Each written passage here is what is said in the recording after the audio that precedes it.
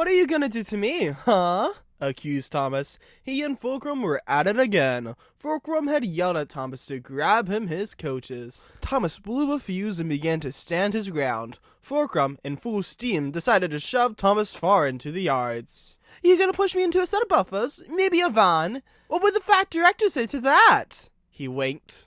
Fulcrum charged head-on. Thomas laughed as he slyly switched lines. Fulcrum ran forward, stopping quickly. He whooshed harshly as he blew his whistle. With a click from the points, Fulcrum ran onto Thomas's line once more. Thomas laughed. He ran backwards as Fulcrum charged again. He looked for a set of points, but he didn't see any. He broke a sweat as he drifted farther back into the yards.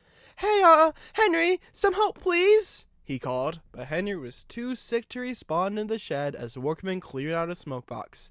Such an amazing father figure you are! Oof! He bashed into a set of buffers as Fulcrum deviously crept closer and closer. Thomas glanced for help around him. There was a set of points midway between him and Fulcrum. He could try to make a run for it, but it was too risky. But Thomas liked risk. Bob and Way didn't. He charged forward as his crew yelled for dear life. I've got you now, snickered Fulcrum. Thomas grinned as a large tender rode over the point, swaying onto Thomas's line. It shunted Thomas back as he rolled back into the buffers. The tender stopped before it was sniffed back closer to Thomas. It crept closer as sparks flew. The engine in front of Thomas was being shunted by Fulcrum back into Thomas. The engine groaned. Fulcrum smirked.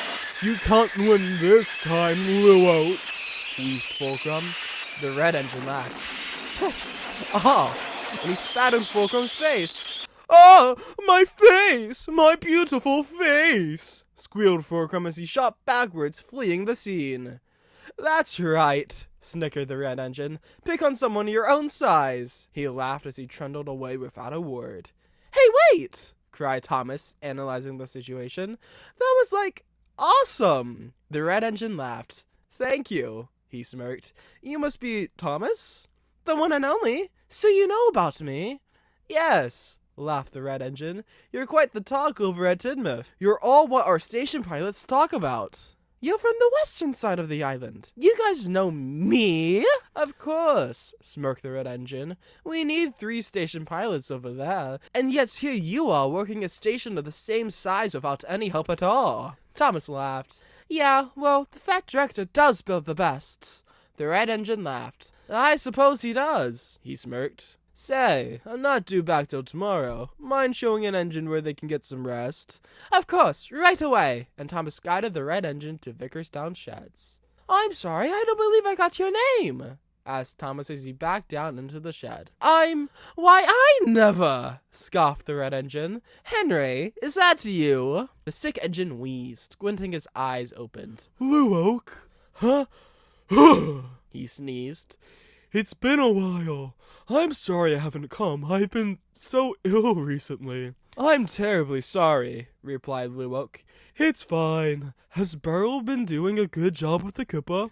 Oh yes, very nice. He always arrives early and has been wanting to transfer to our side of the railway, but I don't think the directors will allow him. We have too many engines on our side compared to yours. Who's Beryl? Interjected Thomas. The 2 engines stared at Thomas. You don't know who Beryl is? Asked Henry, recomposing his stature. 9462? Fulcrum's friend. Oh, don't say that, Luoke told off. He doesn't like to be associated with him. Right, sorry. I've, never been introduced to him, scoffed Thomas. Luoke and Henry murmured to each other. So, what's it like? Asked Thomas, cutting into their conversation. Pardon? What's it like over there, where the proper engines work? Henry laughed. Luoke sighed. Boring. Pardon? It's boring. We don't have enough excitement.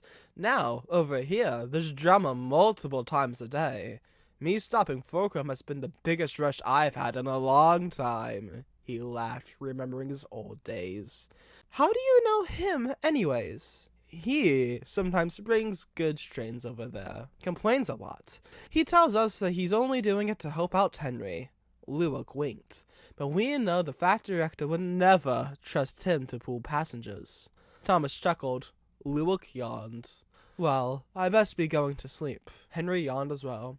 Yes, good. But before he could finish, his eyes had closed and a loud snore arose. Luke sighed and looked up. The evening sky faded as stars began to speckle the sky. Thomas followed his gaze. Luke laughed. What? Asked Thomas. Look at those stars. They look close from here. Our point of view. The outsiders. But do you know how far away they really are? Thomas pondered on this. A few feet? Luke laughed heartily. A bit more than a few feet, I'm pretty sure. They're very far apart. Hundreds of feet. Probably even more. Thomas thought. Wow, that is a lot. Luke chuckled again. Yup. Now look at the moon. It's lonely. All those stars are hundreds, maybe even thousands of feet away from it. It's so disconnected from everything, and it just has us for company. Do you ever think the moon even likes us? Thomas sighed. He understood how the moon must feel. I feel like the moon sometimes. Do you now? Yeah, all the engines here, well, they're fucking idiots. Hey, called Luke, watch your mouth. But I'm not wrong. They're idiots. They screw around all over the place, and I have to pick up what they leave. It's not fair. I want to get away from them. Go see Edward. Get my own branch line. He sighed. Luke smirked. I feel the same. You do? Yes. All the engines over there may be proper and behave well, but you can't just be proper forever. You need to have experiences. The Shunters have their excitement, but it's those stupid tender engines who shove their tender engines a better personality. The point I'm trying to get is, I love to come over here. Then you should, chirped Thomas. We'd love to have you stay. You could replace Fulcrum. Luke laughed. I wish, but I can't leave my duties. Fuck your duties. Hey, if you want a branch line, then you're going to have to be careful with your language. The passengers wouldn't want to hear you saying that, would they? Thomas bit his tongue.